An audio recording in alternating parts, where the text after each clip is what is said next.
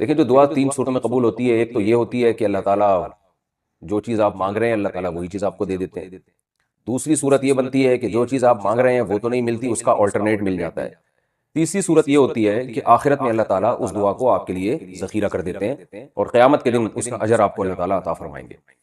لیکن یہ 3 صورتیں ہی نہیں ہیں، اس کے علاوہ بھی صورتیں ہیں، کچھ صورتیں ہیں جس طرح سے دعا قبول ہوتی ہے۔ ایک صورت یہ بھی ہوتی ہے کہ آپ جو دعا مانگ رہے ہیں وہ نہیں ملتی، لیکن ہوتا یہ ہے کہ کوئی مصیبت جو آپ کی طرف آنے والی ہوتی ہے، جو آپ کو نہیں پتا ہوتا کہ ایک مصیبت آنے والی ہے، اللہ اس مصیبت کو ٹال دیتا،